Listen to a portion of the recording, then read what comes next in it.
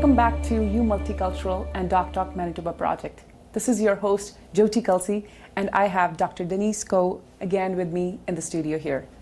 Dr. Denise Koh is the Chief Occupational Medical Officer at Workplace Safety and Health Manitoba.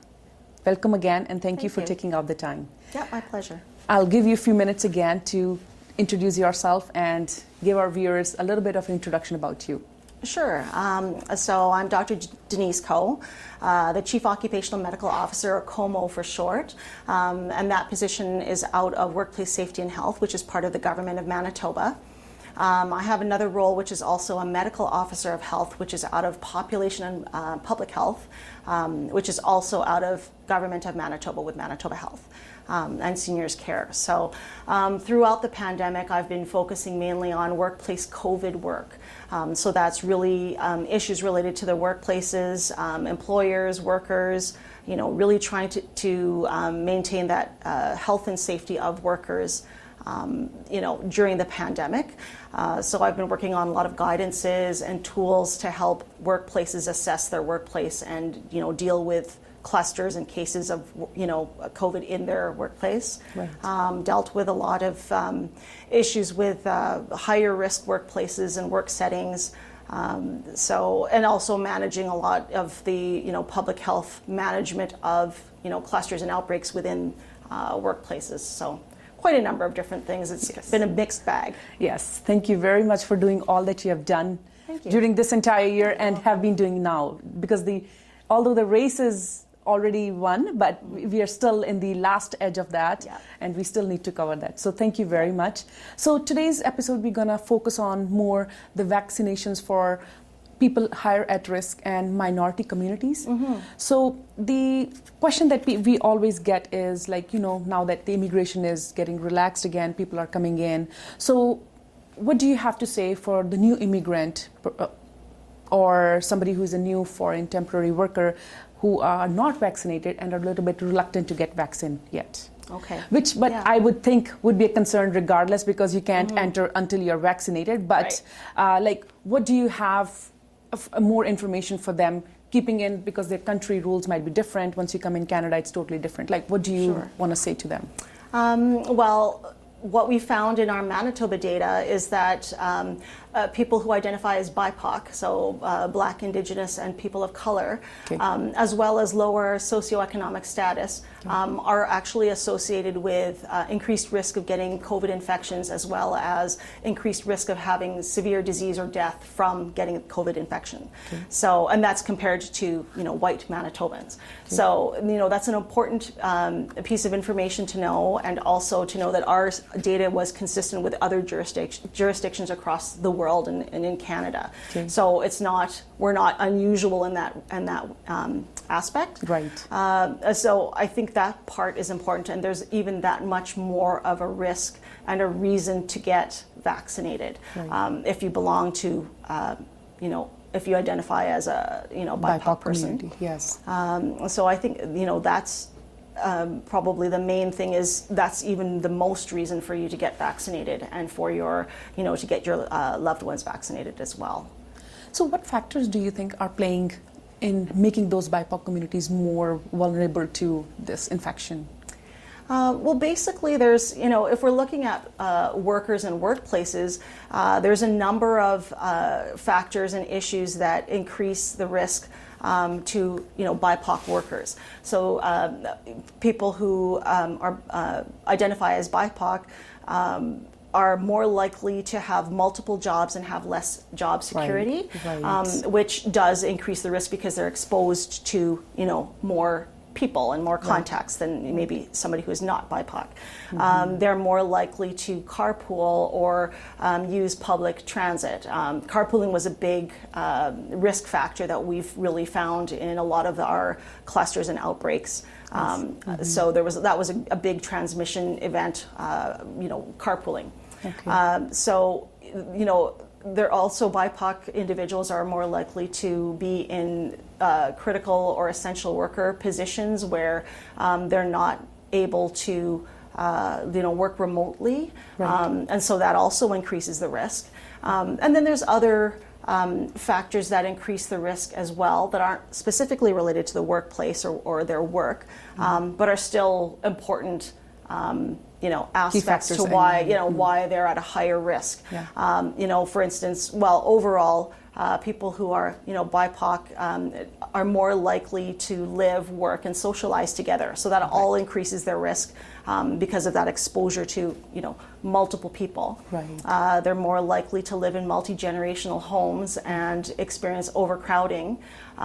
So again, that increases that risk. Right. They're also more likely to be new Manitobans or immigrants, have a lower socioeconomic status, which also increases the risk, and also face sometimes structural disadvantages, barriers, to access to health care and services, which includes vaccine. Right. So all of these things together really increase that risk and is more of a onus for somebody who is BIPOC to get vaccinated, because that's the best protection that they can have. Yeah, and I can very well relate with that, right? Considering my parents are here, they're visitor immigrants, and all of a sudden you think that they don't have a health card and they can get vaccine. But luckily I got the information, you try to find out how they can get it, right? So that's a good point. Why I mentioned that is, although some people may have their parents who may not be permanent resident or don't have a health card, but thanks to Manitoba government or overall, I would say, they're offering vaccines to everybody because they want to make sure that everybody has that so that we can protect not only ourselves but everybody around us. Right. So that's a big key factor in it, that we should get the right information, and also with the cultural differences that BIPOC communities have, it does play a role in it. Yeah, so what do you think, how can we protect the BIPOC communities or increase the awareness? Like, what is needed to be done that this is still the factor that is existing? Well, so the number one way to protect our BIPOC communities is to get as many people as possible vaccinated within that community.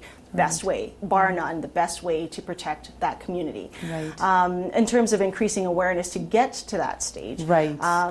It's important for us to ensure that we have the proper resources. So that might be, educational materials and information that's translated in the proper languages. Overcoming some of those barriers to the care or to the access. So that might mean having vaccine clinics in an ethnocultural community center, for instance, or some other place where people of that ethnocultural community, can go to. Feel comfortable and go there. Yeah. And so, those are important things. I mean, there's other things too. Incentives is an important thing. So, consider things like transportation, because that has been a problem for some people to get to the vaccine site. Right. Childcare, that might be something to consider and offer. And then I think one of the really important ones is really to have champions in that community. So, healthcare champions, but also just community leaders, really getting that information out, spreading the word as to why they're vaccinated, dispelling that misinformation, and even, helping, if they know somebody or a group of people who aren't able to get there, maybe, facilitating getting that, getting a bus or something and getting everybody together and getting vaccinated. So, lots of things that can be done. Yes. And so we're working on those things. Yeah, no, for sure. Those are very key points, like, home childcare, getting them transported to the place where they can get. Those are the key points. And only small things like that sometimes become a hurdle in somebody who do want to get vaccine. Other than that, the misinformation, somebody like a leader that you mentioned who can help spreading the right information and get that out and clarify that question. And this is what this Doc Talk series is all about. Get those answers questions. So another one that I want to cover is the mandatory vaccination part. Like, why, again, I mean, this is a simple question, but again, there are some people who still need to hear it. Why do we all need to get vaccinated, right? Coming from you, I think would make a difference, right? Sure. Well, it's important for everyone who's eligible for the vaccine to get vaccinated.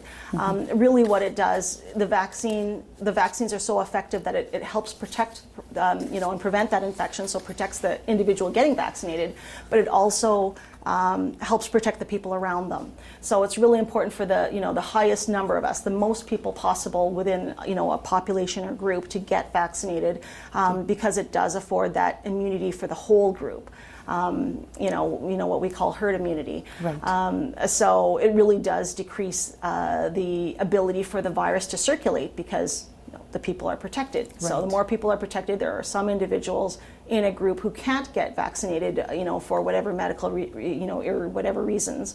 And so, having more people around them that are protected does protect that person who can't get that vaccine. Definitely. So very important for everybody to get the vaccine. Definitely. Yeah. And what area or places would require the mandatory vaccines, you think? So what we have right now is a mandated testing program. Okay. So whereby, workers who are not able to provide proof of full vaccination, they must undergo regular testing to ensure that they're not bringing the infection into the workplace. And how soon is that? Like, after what time period do they need to get that test? Like, just once? No, it would be a regular testing. Okay. So for somebody who's not able to provide that proof of vaccine status, right. They would potentially have to, let's say if they're a full-time worker, they might have to undergo testing up to 3 times a week. Oh, wow. Okay. To ensure that there's, to help to ensure that there's, the lowest risk possible of bringing the infection into the workplace. Right. But right now, we don't fully have that. Okay. But we also did make those recommendations to employers to follow our lead. So, there might be employers out there who might, mandate vaccines or do mandated testing programs or something like that. So, in those situations, those workers would then need to be, vaccinated or follow whatever the policies are in that workplace. Right. So could you discuss about the development of healthcare industry based on a safety program?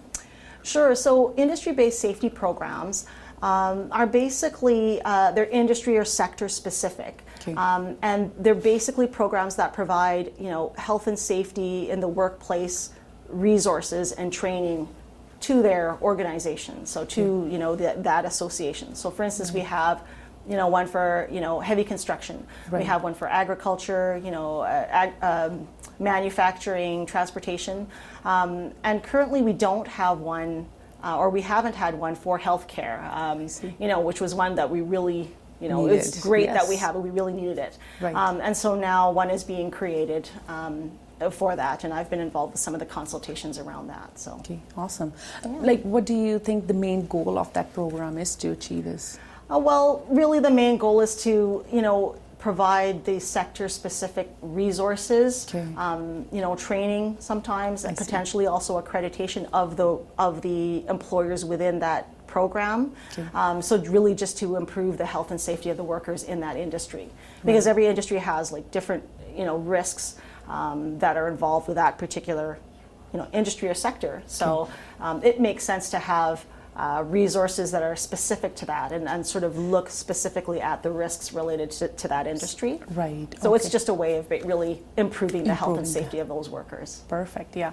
I want to end the session with one big question that everybody has, although we are sitting at 6 feet apart. But people still feel like I have vaccination.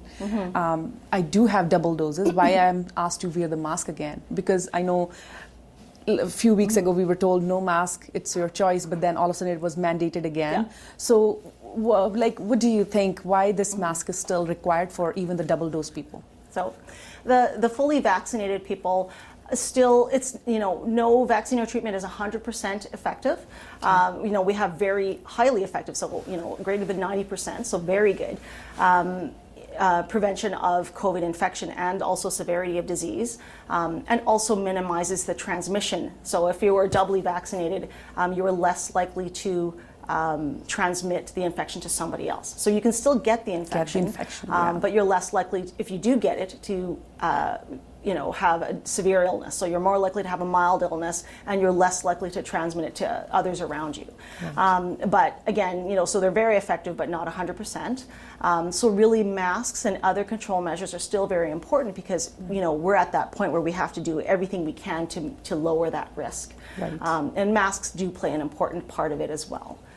particularly for those that are not vaccinated. Yeah, so I do see precaution is better than cure being applied here very well, which is, I guess, has been saving us, right, since this all started. So I would say it doesn't hurt to be more precautious, right? Yes, for sure. Thank you, doctor, again, for taking the time to share every piece of that valuable information, because this is what we need to hear right now. This is what our viewers need to know so that we can encourage people to get the vaccines, those who are left. I know the numbers are increasing, which is a good news.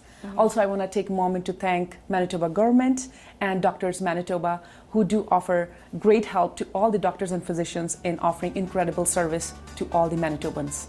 Stay tuned with You Multicultural and DocTalk Manitoba project for more information about COVID-19 vaccine. Thank you.